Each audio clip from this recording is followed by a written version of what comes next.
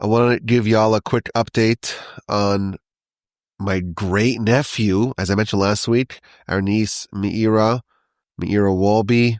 Now she's called Prupus. Her husband's name is Prupus, but Nay Walby. She had a baby very, very premature, micro-preemie, and it's been a mixed week, and he still needs our prayers. So I am asking all of y'all to include Tinok ben Meira. Tinok is the name for a baby, an unnamed baby, the son of Meira. Include him in your prayers, and may he merit a complete and total recovery, and should have no lingering effects from his premature, precocious entrance to the world.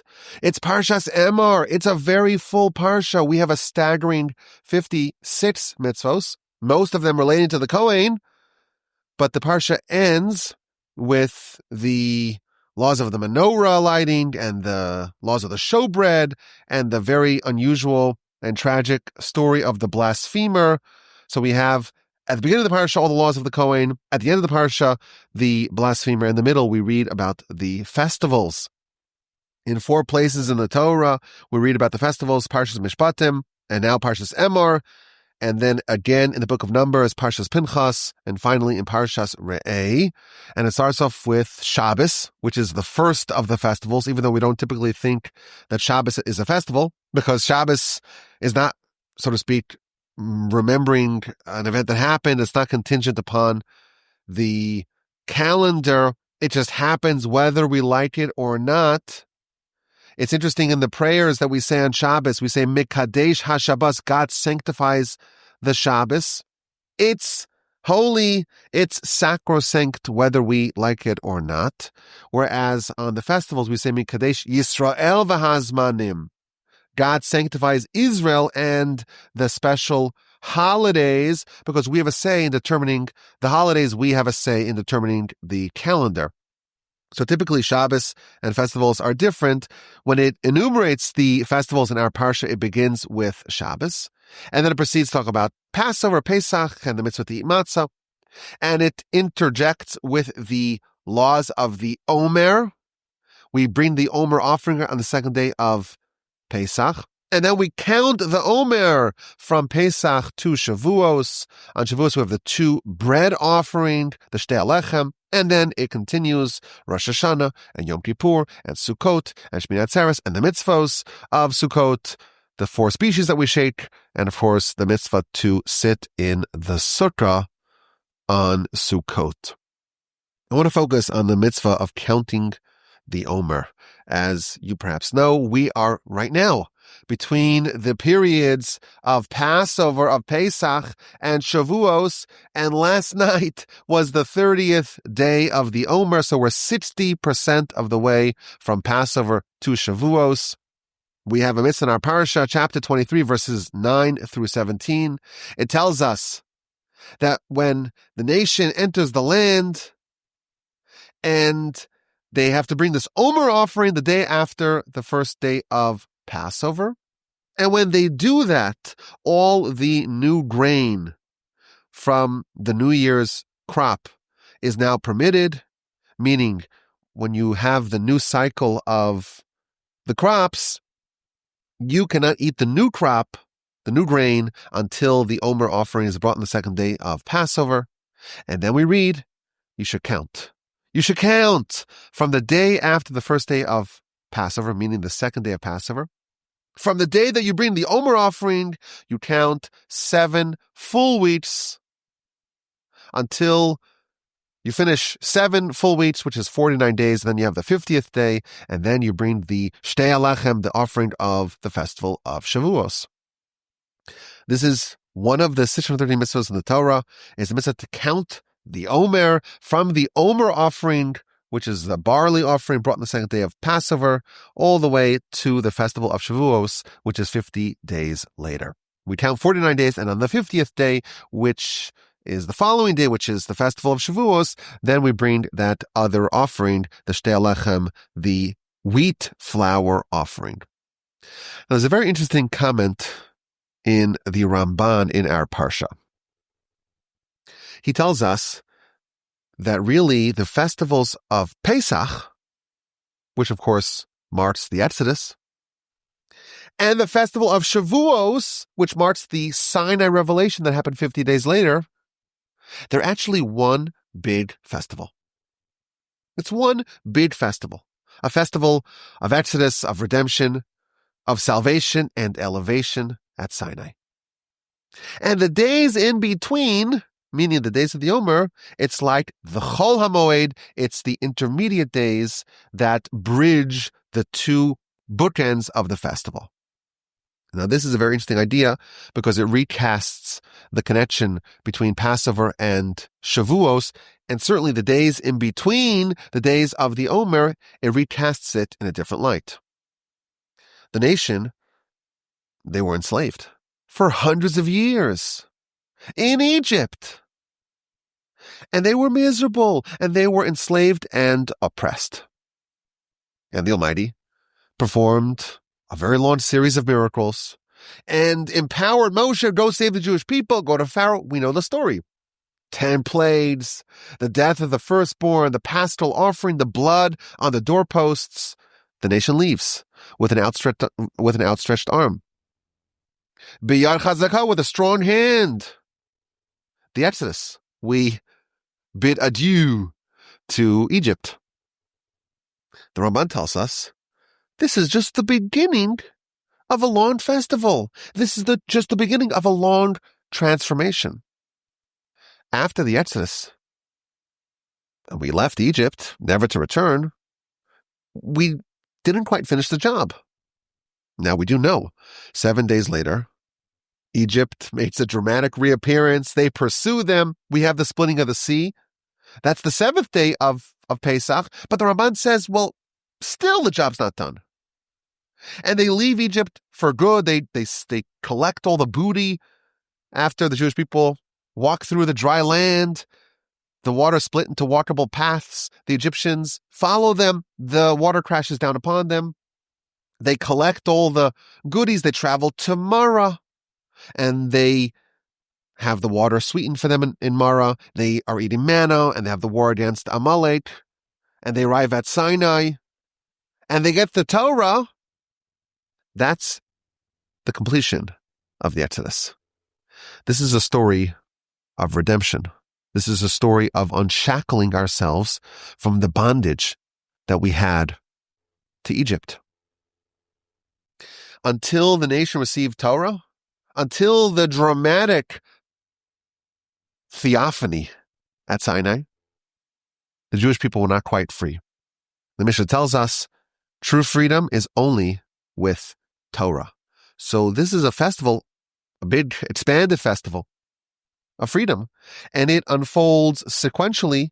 First you have Pesach, which is of course the beginning part, and then at the end you have Shavuos, which is at Sinai, and then the Omer. That's like the glue that connects these two bookends. The nation was physically liberated from Egypt on the first day of Passover, and then they just reaffirmed it 7 days later, and that's Passover. And the nation experienced spiritual liberation when they received the Torah at Sinai. It's interesting, if you look at the Egyptian enslavement, it was a hybrid, or it was an amalgam of multiple different types of enslavement. They were physically subjugated to their Egyptian masters, but they were also spiritually subjected to Egypt and the Egyptian way of life. You recall perhaps the last parsha in the book of Genesis, Parshas Vayechi. The first comment in Rashi, he notes that there isn't a break between the end of Parshas Vayigash and the beginning of Parshas Vayechi. Every parsha in the Torah, there's a paragraph break between the preceding parsha and the succeeding parsha. Parshas Vayechi, it's like one line. You have to find it in the middle of a big block of text in a Torah scroll. Why is it closed? It's closed because in Parshas Vayechi, Jacob dies. And when Jacob dies, the heart of Israel closed. Because the enslavement began with the death of Jacob. So if you look again, this is the first comment in Rashi in Parshas Vayechi. When did the enslavement start? With the death of Jacob. You fast forward to chapter 6 of Exodus, and the Torah tells us, it's seemingly not relevant, it tells us the age of Levi when he died. It doesn't mention any of the other brothers, any of the other sons of Jacob when they died. So Rashi asks the question, well, why does it tell us the age of Levi when he died? And Rashi answers, well, Levi outlived all of his brothers. And when Levi died, that's when the enslavement started.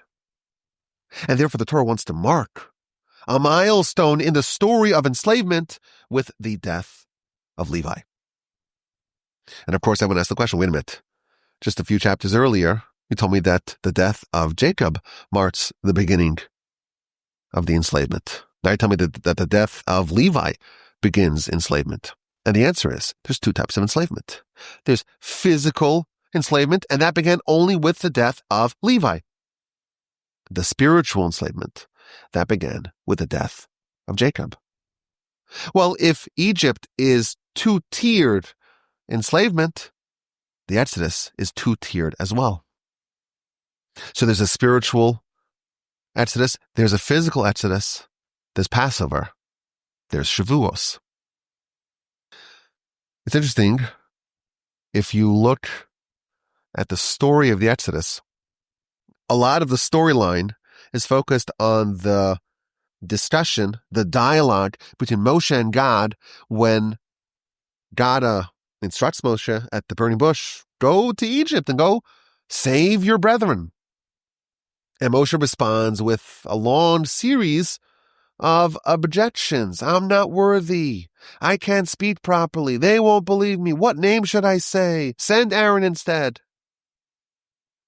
And to one of the objections, this is in chapter 3, verse 12 of Exodus, Moshe says, who am I? I'm not worthy. And the Jewish people, they're not worthy either of being saved. And God responds, I will be with you. And this is the sign that I sent you. When you take the nation out of Egypt, you will worship me on this mountain. The burning bush is at Sinai. And the Exodus is linked to Sinai. The justification for the Exodus is the Sinai experience. This is one big festival, the Ramban tells us. And that's the meaning of this very unusual mitzvah. We don't really have mitzvahs like this, to count days. All the commentaries tell us. The reason why we have this mitzvah to count days, because we started something and we see at the end of this long journey, we're going to consummate it, we're going to finish it, we're going to seal the deal, and we're anticipating it and we're yearning for it and we're counting and building up towards it. And there's a beautiful comment in the Sefer HaChinuch, which is the classic medieval work of mitzvos. And on this mitzvah of counting the Omer, which is mitzvah number 306, he has a beautiful essay on the meaning of this mitzvah. And he writes that the essence of the Jewish people is only Torah. And why did God create heaven and earth? Only for Torah. And why did God take the nation out of Egypt? It's only so that they accept the Torah at Sinai. And therefore, because the essence of the Jewish nation is Torah, and the purpose of redemption of the Exodus was the Sinai revelation, we're instructed to count. You leave Egypt, the next day the count begins. After a count of 49 days, you are ready. The next day, indeed, is the Sinai revelation. Now, my daughter, my older daughter, Miriam, she's not infatuated with organized stooling. Maybe the understatement of the year.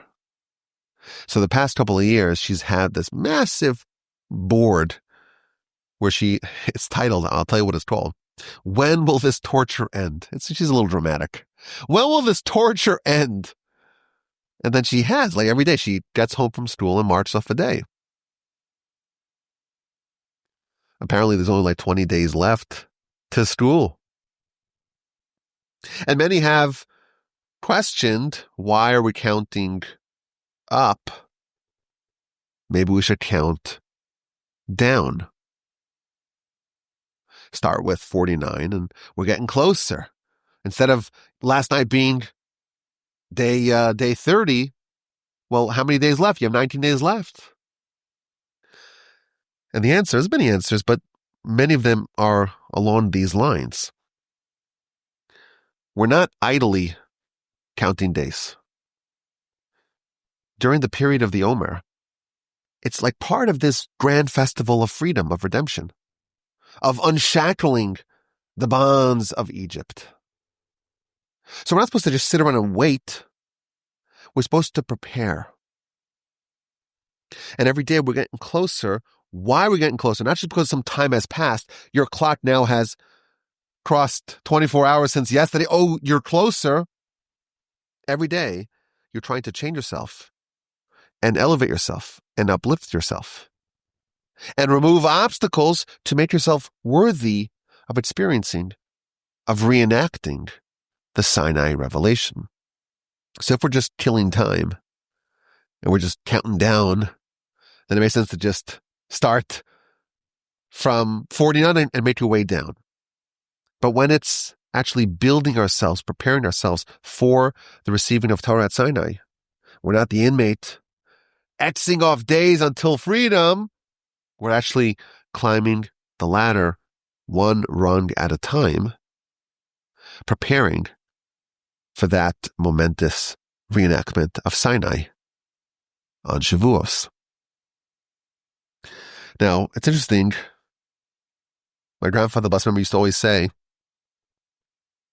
preparing is always a part of every mitzvah. Now, of course, this is an idea well known. There's apparently a line attributed to Abraham Lincoln. If I had 6 hours to chop the tree, the first 5 hours I'm sharpening my axe. You've heard that before. Wisdom from honest Abe. But there's a theme that we see by older people who are serious about their spiritual lives. You don't just jump into a mitzvah. You prepare.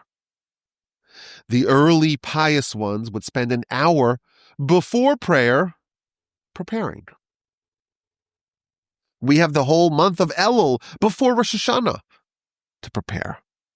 But every mitzvah is a preparation where you recognize what you're about to do. You know, at the end of the parsha, we have the mitzvah of the lechem hapanim of the showbreads.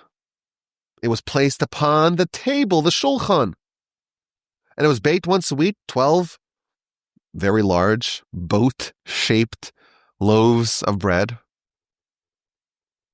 Each one was like 3 feet long, half a foot tall, and they'll be placed upon the table, the shulchan. And then after a week, the new batch would be placed on the shulchan on the table, and it would replace the old batch, which will be eaten by the kohan and by the priests. But when this is introduced in our parsha, chapter 24, verse 5, the verse has some extra words. The verse says, you should take the flour and bake it into 12 loaves. Now, if you and I would read that, we would say, okay, well, it says take the flour, bake it into loaves. But the commentaries observe that you could have omitted some words. You could have said, you bake the loaves. We know that, obviously need flour for it. And what do you mean? What does it mean to take the flour? Those words are not extra or not necessary. They are extra. So one of the commentaries says that this teaches us that if you're about to make the showbreads that are going to be in the sanctuary, on the table, it's going to be before God, so to speak. It's going to be a receptacle of divine blessing. You don't just have flour and just make it. Even when you're taking the flour, It's not part of the mitzvah. There is no ceremony or any blessing that you say for taking the flour. But that should also be part of the mitzvah process. I'm doing something. I'm preparing for something. I'm going to take the flour with a seriousness, with a recognition of what I'm about to do. The Talmud tells a story that there was a crisis. There was a crisis. There were orphans whose fathers had unfortunately passed. And there was no one to teach them Torah. So if some young boy had a father, then he had someone to teach him Torah. What about the orphan? It's a terrible tragedy. There's no one to teach them Torah. So the Talmud tells us, this is in the book of Bava Metzia on page 85b, that Rabbi Chia, he had a solution. So what did he do? He planted flax to make linen. Now, if I told you, plant flax, it's very distant from teaching orphans Torah. But he planted flax to make a net. And he made the net to trap a deer. And he slaughtered the deer and gave the food to poor people. And he took the hide of the deer that he slaughtered with the nets that he made, with the flax that he planted. He took that hide and wrote Torah on it, wrote like books of Torah. And the commentaries say, wait a minute. Couldn't you just go to the store? Couldn't he buy off-the-rack nets or off-the-rack hides? No, he's teaching us a principle. When you're about to embark on a very important spiritual journey, you want to make sure that even the preparation of the preparation for that mitzvah is going to be pure. It's going to be with a proper attitude. It's going to be with the gravity of what you're about to do. So he didn't subsist with anyone else's nets. He said, I'm going to plant. I'm going to put like a special prayer when I plant the flax, so that way I can have good nets, so I could trap the deer and end up with the most pristinely holy Torah paraphernalia and accoutrements to be able to teach Torah to our nation. And this was the beginning of organized, institutionalized, and universal education in our nation's history. We got to it, 1800 years before the rest of the world. So this is an idea. Preparation is important. Preparation is paramount. Every mitzvah that you do, you prepare for it. I read that the Gaon of Vilna said, if you made an axe with the most noble intentions, and you took the axe and you chopped down some trees with the most noble intentions, and with those trees you built a shul, a house of prayer for God. When everyone would pray in that house of prayer, their thoughts would be entirely devotion to God. They wouldn't have other thoughts interjected. Sometimes you pray. The joke that they used to say in yeshiva, why are the Jews so good in business? Because they have 3 times a day where they could think about nothing but business. They have the prayer. It's a joke. It's a terrible joke. But they have the prayer it's just that no other thoughts are intervening. They just 100% focus on their business. That's the joke, but it's a terrible tragedy where you're talking to God, but your mind's elsewhere. If the preparation for the prayer house would be with the highest, most noble intentions, then there wouldn't be stray thoughts. This I loved. The Chazon Ish, the founder of the modern Torah movement in Israel. So he lived a very Spartan life, very austere, and he had very few possessions. But I read that he had 2 sets of Talmud. One of them was like the nice updated set of Talmud. with all the extra commentaries in the back. And one of them was a less beautiful edition of the Talmud. And he used that one. And the reason why he used that one, like why would you use a set of Talmud that's not like with the clearest paper and the best ink and the best layout? It was from the Spira brothers. When they made their set of Talmud, when they prepared the metal plates to be used in the printing press to produce the Talmud, they took every plate from every page of Talmud and they dunked it in the mikvah. No, that's not needed. You don't need to take the metal plates that are used in the printing press. That does not need to go to the mikvah. Mikvah, we learned many laws of purity and impurity. A lot of people need to go to the mikvah. Not this, but it's the idea of preparing. Preparations for holiness is very important. When you take the flour, it's not just taking flour. The Torah tells us there's something special. There's no mitzvah. Take it with a sense of gravity. That's across the board. With every mitzvah, it's important to prepare. We have one mitzvah that the whole mitzvah is about preparation. The counting of the Omer. It's a mitzvah that we may need to prepare for this mitzvah, but the whole mitzvah is about preparation. To count in anticipation. To count upward. To build upward, to progress upward towards the state of readiness for Sinai. Accordingly, it's been a universal custom to do things during these days that help get us in the right mindset for Sinai, to help prepare ourselves for the end cap of this grand festival, the festival of redemption that began with Pesach, with Passover, and will come to a crescendo, a climactic crescendo in a few weeks. So, for example, there's a custom to study Pirkei Avos, the chapters of the fathers.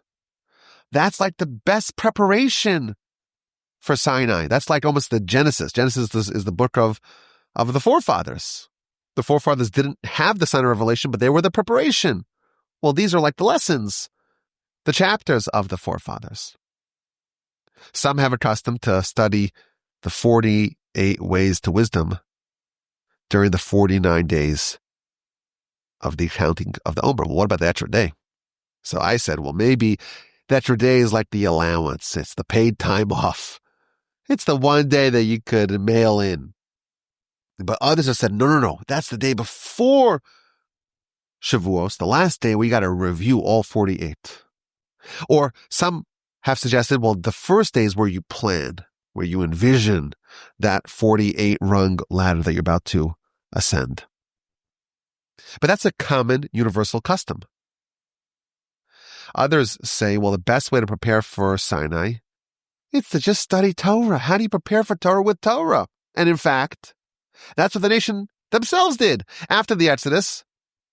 Well, they have 7 days later, the showdown at the sea, and then they travel for 3 days with no water, and they end up in a place called Mara, and the waters are bitter. And Moshe is shown a stick, and he throws the stick into the waters, and the waters sweeten. And the verse concludes, there, meaning in Mara, this is in chapter 14, I believe, or 15 of Exodus, there they received the law and the statutes. And Rashi tells us, the Talmud tells us, there were some laws that the nation received 10 days after the Exodus, meaning 40 days before the sign of revelation. They got some laws. They got the laws of Shabbos, the laws of Para Aduma, the red heifer. The Talmud tells us they got the laws of honoring your father and mother, and they got the general laws of jurisprudence. This is very interesting because this is almost like a down payment, an early deposit of Sinai? The commentaries ask the question, like, they're in Mara, it's 10 days after the Exodus. They've said goodbye to the Egyptians for good this time. Why do they need to have some mitzvos? And the Maharal, and this is really what Rashi says, they needed to prepare for Sinai. They need to prepare for Torah, and the only way to prepare for Torah is with Torah. So they need to get some mitzvos before Sinai, some laws of Torah before Sinai, so they can have something to occupy themselves with in order to prepare themselves for the Sinai revelation. And the Maharal even explains they got these 3 different mitzvos, meaning the laws of Shabbos and the laws of Paraduma, the red heifer, and the general laws, the interpersonal laws of the Torah. Because these are 3 different brain types. Some people like the laws of Shabbos, which is so many different laws.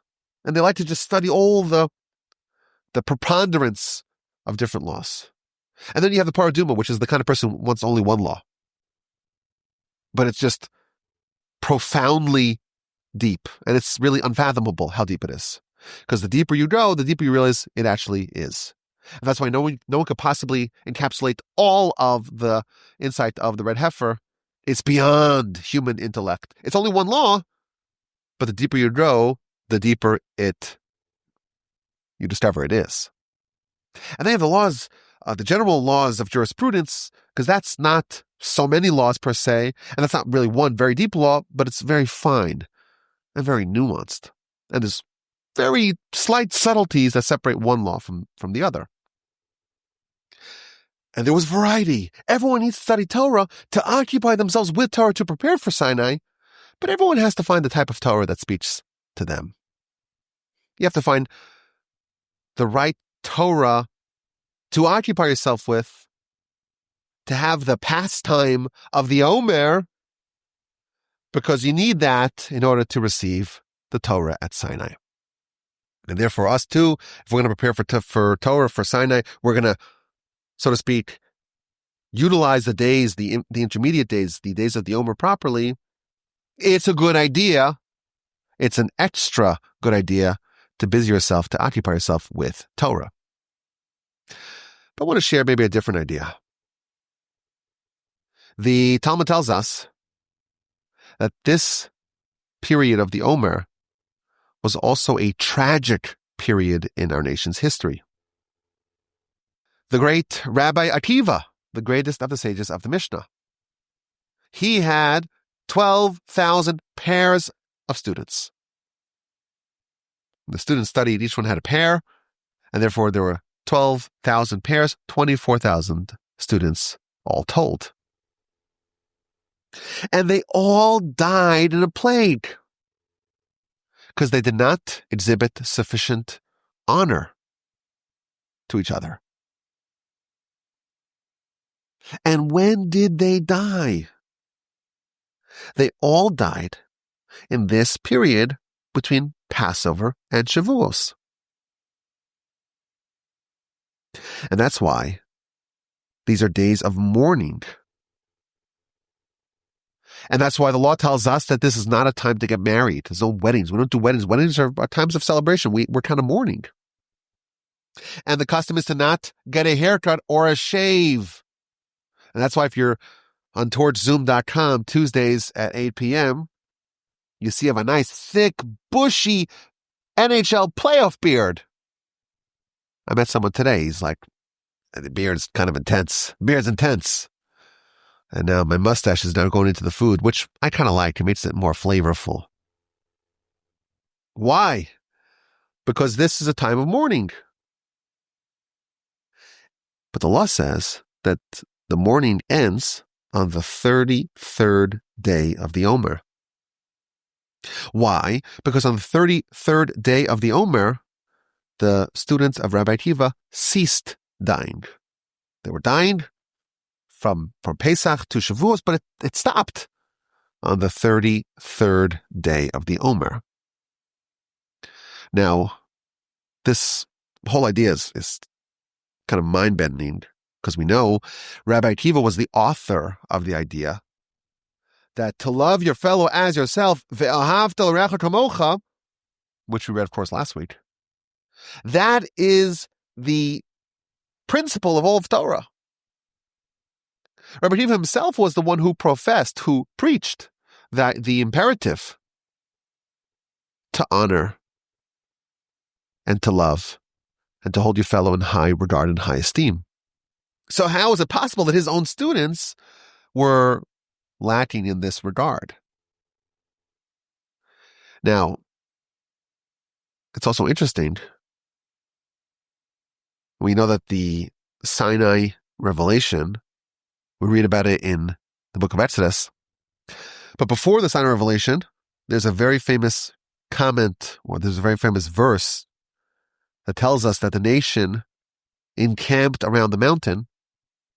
But in Hebrew, you can have the singular or the plural. And it doesn't say that the nation, vayichanu, they plural, encamped around the mountain. Rather, it's like vayichan, and he, singular, encamped around the mountain. And Rashi tells us that the nation was so united as one, it's like one person. Like one man with one heart, with one purpose. They were totally united. So there's a certain, I guess, tragic juxtaposition.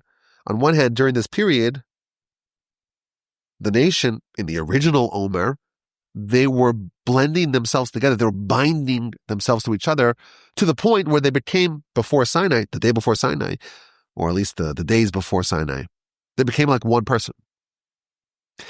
And yet, during the same period, the students of Rabbi Akiva perished. Why? Because there was an insufficient love and respect and harmony and unity amongst them. But there's another idea. On the 33rd day of the Omer, they stopped dying. Now, separate and apart from that, apparently, the 33rd day of the Omer, which is, of course, known as Lag BaOmer. Lag is the Lamed and the Gimel. Lamed is 30, Gimel is 3. 30 plus 3 is 33. That's also the day that one of Rabbi Akiva's students, Rabbi Shimon, otherwise known as Rabbi Shimon Bar Yochai, that's the day that he died. And the biggest Jewish festival in the world, the biggest Jewish pilgrimage in the world, is to Meron, which is a mountain in northern Israel, on Lag BaOmer, which is the day, the yahrzeit, the day of the passing, the Hilula of Rabbi Shimon. And somehow this is all connected to the events of the students of Rabbi Akiva. They stopped dying on the 33rd day, which is also the day that Rabbi Shimon passed. So there's a very interesting idea that I want to share with you that I think could be something that could help ground us, or at least could be an insight that could help make our Omer period more productive and more elevating and get us in the right frame of mind for the Sinai revelation, which is upcoming. The students of Rabbi Akiva, they had some sort of corruption of their interpersonal character. They didn't demonstrate sufficient honor to each other. And that's why they died. But there's one day that they didn't die, the day that they ceased dying. And that is the same day that Rabbi Shimon passed away. And that's his yahrzeit, his Hilula. Those things are actually connected. What happened on the 33rd day of the Omer? So Rabbi Shimon was a very important figure in our history, not only because he's one of the Tanaim, the authors of the Mishnah, and he's one of the students of Rabbi Akiva, but he is also the primary author of the Zohar. Now, the Zohar, you know, that's the authoritative book of Kabbalah, poorly translated as mysticism. And this book was finished the same day that Rabbi Shimon passed away. So the celebration almost, the pilgrimage, the festival of Lag BaOmer, as it relates to Rabbi Shimon, it's his parting, so to speak, which a sage, when they die, they're not dead. They're just transitioning to the heavenly academy. But it's also the celebration of the completion of the Zohar. The Zohar shows us that every part of the Torah is absolutely bursting with insight and with meaning. The essence of the Zohar is to teach us, or is to reveal to us a little bit about the secrets of the Torah. You can have parts of the Torah that seem to be mundane. It's to be a story that seems totally irrelevant to us. But you discover that it's actually full of these incredible, profound, unfathomable secrets. And this, perhaps, is almost the rectification of what happened, of what went wrong with the students of Rabbi Akiva. The students of Rabbi Akiva did not show sufficient honor to each other. On some level, they regarded their fellow student as not being so important. And Rabbi Shimon, he's the one who always shows us there's importance and there's profundity, even in things that you would otherwise think is not important. Now, it goes a little bit deeper. We know, and this is something that I spoke about a few times, in some memorable podcasts in the past. So if you don't know what I'm referring to, send me an email and I'll send you the link. There are exactly 600,000 letters in the Torah scroll. And there are exactly 600,000 root souls of our people. And that's not a coincidence, because every Jewish soul has a corresponding letter in the Torah. And if you have a Torah scroll that's missing a single letter, that Torah scroll is invalid. Similarly, every Jewish soul is part of this beautiful tapestry, this beautiful panoply of this wonderful and glorious nation. And in the Zohar, we discover that there are secrets in every corner of the Torah. And that should reveal to us that every single Jewish soul is full of such holiness and such unfathomable power. Just as there's parts of the Torah that we see them and we don't see how it's valuable and how it's meaningful and how it's profound, so too, in every one of those souls that correspond to those letters, there's secrets, maybe invisible to the eye, but it's worthy of analysis, it's worthy of study, it's worthy of admiration. And thus, we have this one day where our perspective is adjusted. And we can recalibrate how we view other people.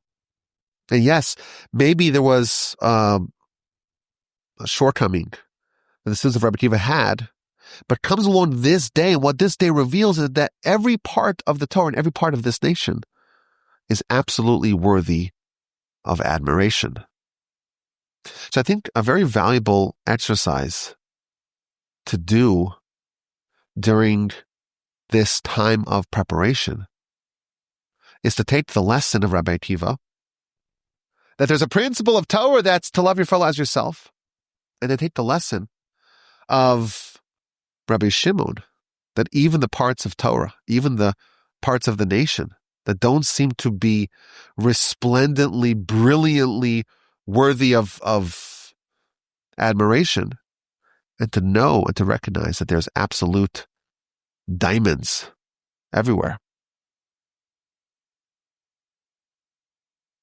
and to accord honor to every other person, and to realize that every single person, every single Jew is indispensable, is absolutely needed. And without every Jew, we cannot have the acceptance of Torah. The nation was like one man with one purpose at Sinai. They were united as one. All 600,000 were in complete unison, in complete agreement for what they want to do. And only under those conditions could they receive a Torah of 600,000 letters.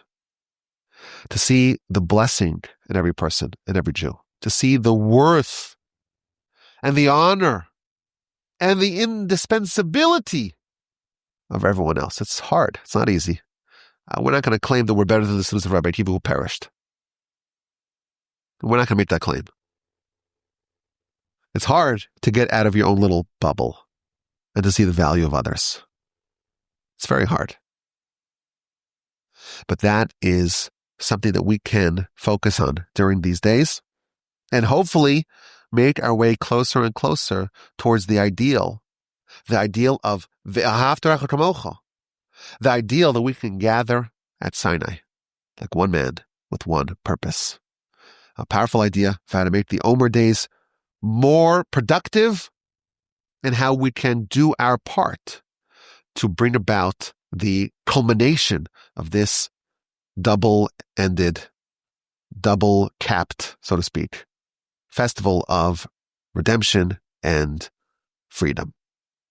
Let's get to this week's dilemma. It's a painful dilemma for me because I always want to argue with this conclusion of the dilemma. But in the spirit of full disclosure, I think I may be wrong, as much as I dislike that. So, of course, we're all here to achieve great things. We all want to achieve greatness. And that means that there's work for us to do. We're not there. But we hope and we aspire to get there. And when you start off, you kind of have a mixed bag, right? You have some qualities and some shortcomings and some things where it's kind of maybe neutral. You have a little bit of this, a little bit of that. What's the perspective? Should you try to specialize or generalize? Should you try to work and develop and burnish your qualities? Or should you try to take your shortcomings, your flaws, and elevate them and rectify them to become more well-rounded? There's two philosophies of how to achieve greatness. You could be very targeted in one area, or you could be a generalist, more well-rounded. Which one is preferable? So this is parsha, we find the answer. Part of the laws of the Kohen at the beginning of the parsha are the disqualification of a crippled, God forbid, disfigured, God forbid, or blemished Kohen from doing work in the temple.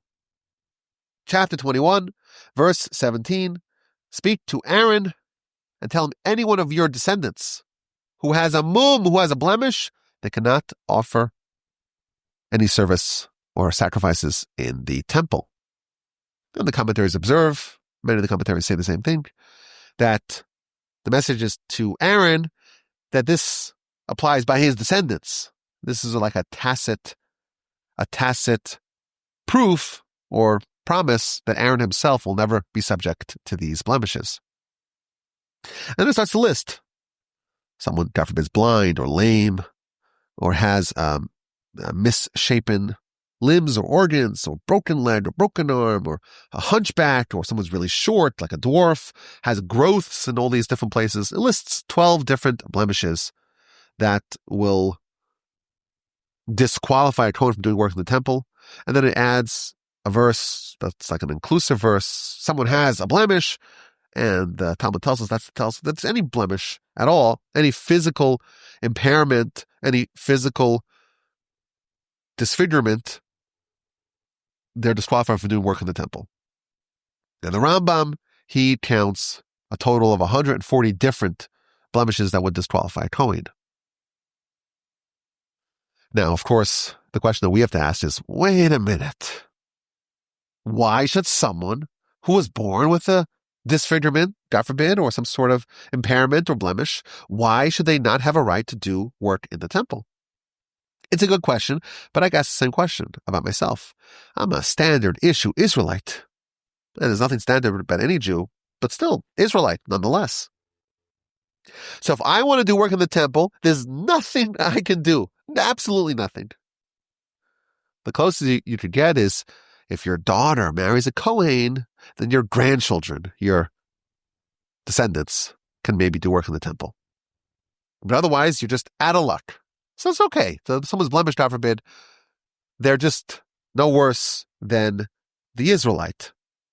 But still, it bothers us. We have the Americans with Disabilities Act. We have the Special Olympics. Why should someone who is blemished or has some sort of disability, why should they not be allowed to do work in the temple? So the famous idea, we've mentioned it in the past, from Rav Hirsch. Rav Hirsch says that if someone who was blemished did work in the temple, then someone who visited the temple would see someone who has some disability and will say, you know what? This is the only job that they could get. There's some people who they can only get, a felon, or someone doesn't pass a drug test, or someone doesn't have a social security number. Only something low paid, cash, minimum wage job. So it would be very disgraceful for the temple, for God's house, for people to have that attitude that someone who is blemished, this is the only place that would take them. And truthfully, of course, it's the most prestigious role in the world, to be a servant of God in his temple. But to prevent misunderstandings, someone who is a Kohen who was blemished is invalidated. That's the idea of Rav Hirsch. I think it makes a lot of sense, even though I understand that people with the modern sensibilities will bristle at it. One of the shortcomings, one of the blemishes, I shouldn't say shortcomings, one of the blemishes that disqualify a Kohen is if they are sarua. Now that's a word you don't see very often. So Rashi explains, what does sarua mean? And he says, she'echad me'evarav gadol mechavero. One of his limbs or organs is larger than its corresponding one. Humans are mostly symmetrical. You got 2 ears, 2 eyes, 2 hands, and so on. Someone who's sarua is when they have 1 large eye, this is Rashi's example, and 1 small eye. 1 big arm, 1 long arm, and 1 short arm, and so on. And the commentaries tell something very profound. If someone has small eyes, they are not disqualified. If someone has big eyes, they're not disqualified. If someone has small ears, nothing wrong with that. Large ears. We were always told growing up that you have large ears is a sign of intelligence. I don't know if it's actually true. I think Wolbies have maybe a little bit larger ears than usual. So it was the way of comforting, it's a sign of intelligence. Is that true? I don't know. Large ears is fine.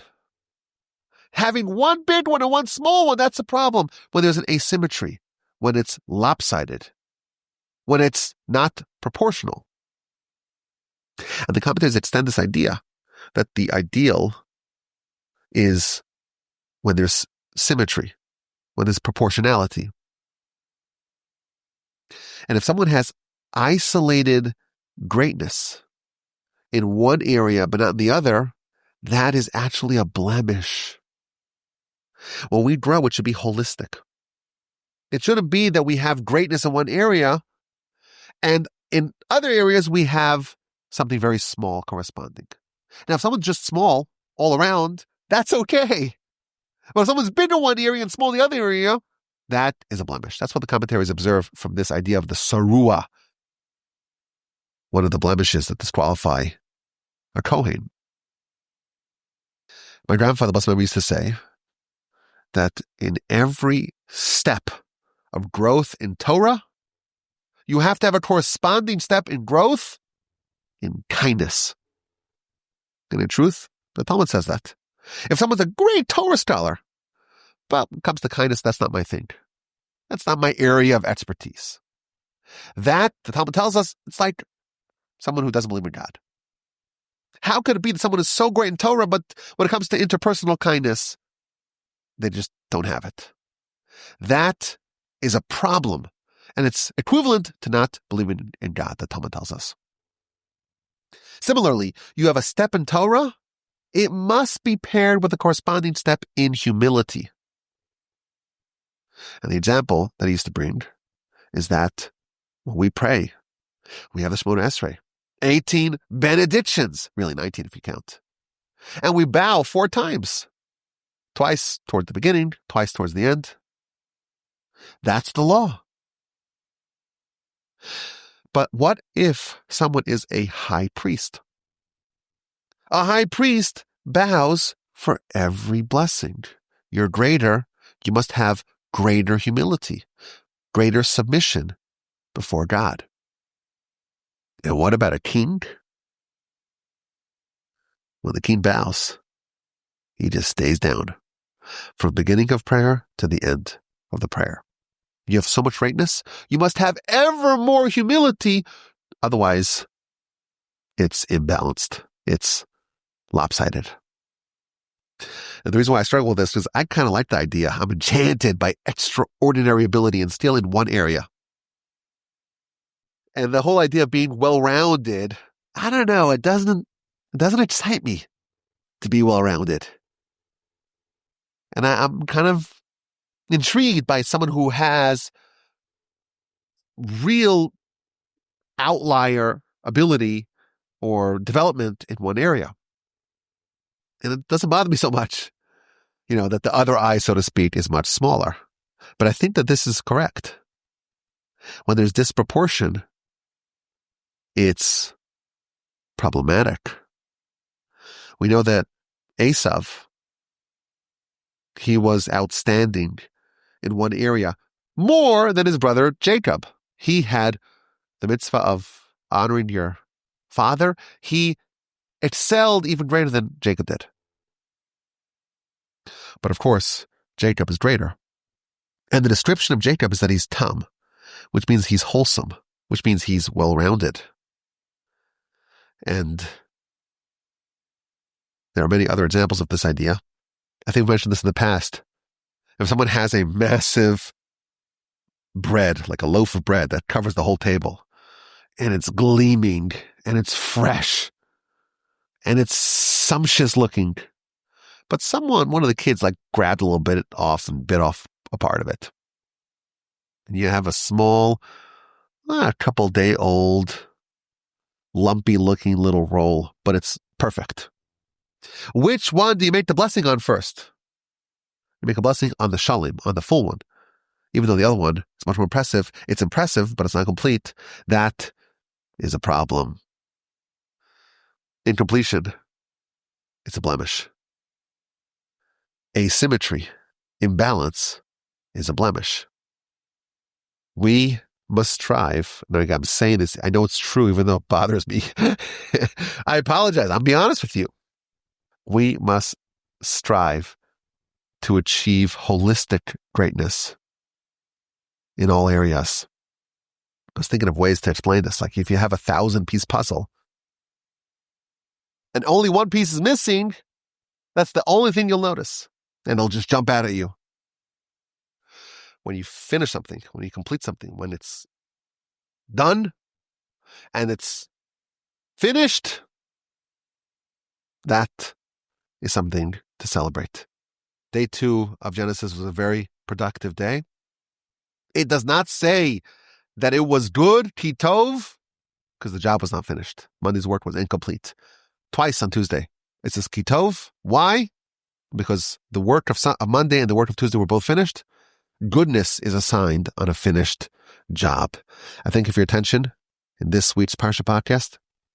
Parshas Emor. Next week, we finish the book of Leviticus with a double installment of Behar and Bechukosai. This is the 1 week out of 4 that was a single parsha. A lot to study. All sorts of different angles to study this wonderful parsha. Hopefully, we will all have a productive Lag BaOmer and an elevated rest of our Omer and be ready and primed for the festival of Shavuot, which is upcoming. Have a fantastic rest of your day. Super duper splendid rest of your week. And have a meaningful and happy and restful and quiescent Shabbos upcoming. And please God, with the help of the Almighty, we'll gather together again around a cackling fire with a Coke Zero and maybe some salted peanuts. For another edition of the Parsha Podcast, my address is rabbiwalby@gmail.com.